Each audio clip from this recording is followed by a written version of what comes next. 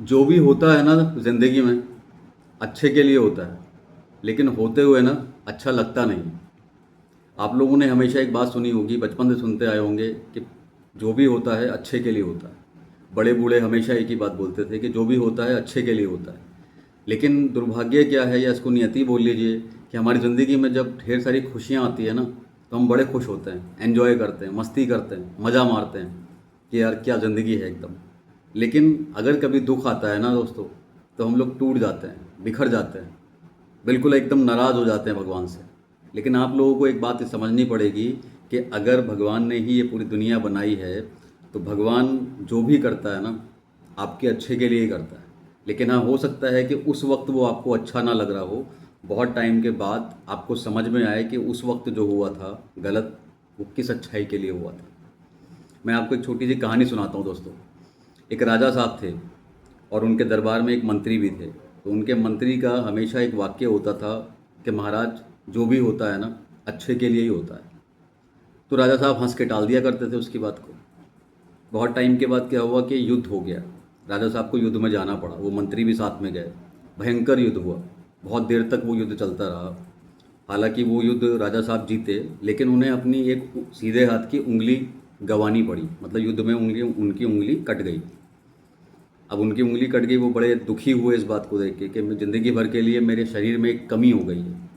लेकिन मंत्री साहब जो हमेशा एक ही बात बोलते थे, उन्होंने फिर से वही बोला कि राजा साहब, जो होता है अच्छे के लिए होता है। तो राजा साहब को बहुत गुस्सा आ गया, बोले यार मैं परेशान हूँ, मेरे अंदर कमी हो गई है, मेरी उंगली कट गई है, और तुम बोल रहे हो जो होता है अच्छे के लिए होता है, इसमें क्या अच्छाई है यार। इतना गुस्सा हुए कि उठा के उन मंत्री जी को जेल में डाल दिया, कारावास में डाल दिया। अब अचानक से कुछ दिनों के बाद में राजा साहब को लगा कि शिकार पे चलना चाहिए। राजा साहब शिकार पे निकले, बढ़ते गए घने जंगल में चले गए शिकार की तलाश में। और वहाँ उनको एक आदिवासी लोगों ने घेर लिया। और घेर लिया तो बोला कि बस अब इन राजा साहब की बलि चढ़ेगी हमारे देवता के आगे। जैसा कि उनके यहाँ पे एक प्रोग्राम होता है, कार्यक्रम करते हैं आदिवासी, ऐसा सुना गया है कि वो अपने देवता को खुश करने के लिए ना बलि चढ़ाते हैं। तो राजा साहब को उन्होंने तैयार कर दिया कपड़े वपड़े पहना के कि आज राजा साहब की बलि चढ़ेगी। और राजा साहब बहुत परेशान कि आज तो मेरी ज़िंदगी गई, आज मेरी मृत्यु तय है।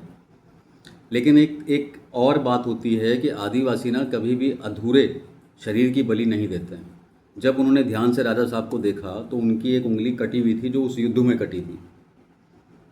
तो उन्होंने बोला कि आपकी बलि हम नहीं दे सकते हैं, क्योंकि आपका शरीर पूर्ण नहीं है, आप चाहिए। उस दिन राजा साहब को समझ में आया कि जो होता है अच्छे के लिए होता है। अगर उस पिछले युद्ध में उनकी उंगली नहीं कटी होती ना दोस्तों, तो आज उनकी मृत्यु तय थी।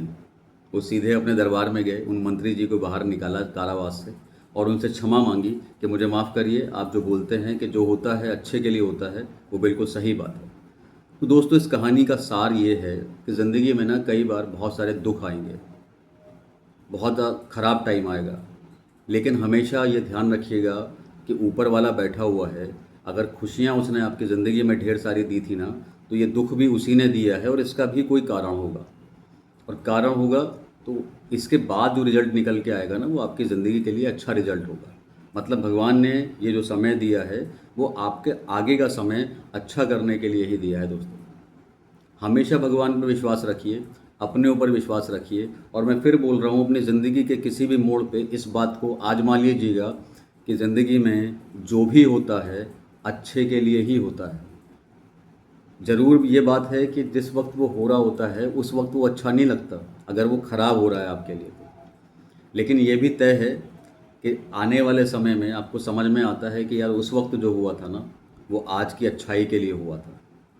हमेशा हमेशा हमेशा इस बात को ध्यान रखिएगा दोस्तों। परेशान होने की ज़रूरत नहीं है। हम लोग ह्यूमन हैं, कोई प्रॉब्लम आती है, कोई भी समस्या ज़िंदगी में आती है, हम लोग टूटने लगते हैं, बिखरने लगते हैं, घबरा जाते हैं, भगवान को उल्टा सीधा बोलते हैं, भगवान मैं ही क्यों। गलत है। अगर खुशियों में आपने भगवान को याद रखा है और खुश हुए हैं और भगवान को धन्यवाद बोला है कि भगवान ये अच्छे दिन देने के लिए धन्यवाद, तो अगर दुख आए हैं ना, ख़राब समय आया है ना, उस वक्त भी भगवान को धन्यवाद बोलिए कि थैंक यू सो मच भगवान, जल्दी से जल्दी ये वक्त मेरी ज़िंदगी से निकाल दीजिए।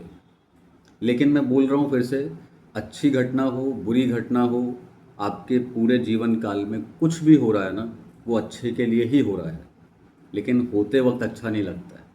तो आगे से आपकी ज़िंदगी में कभी भी कोई भी इस तरीके का ख़राब टाइम आए ना, तो अपने मन में आंखें बंद करके भगवान को याद कीजिएगा और सिर्फ थैंक यू बोलिएगा और इतना बोलिएगा कि भगवान जल्दी से जल्दी ये ख़राब समय निकाल दे और अच्छा समय वापस ला दे हमारी ज़िंदगी में।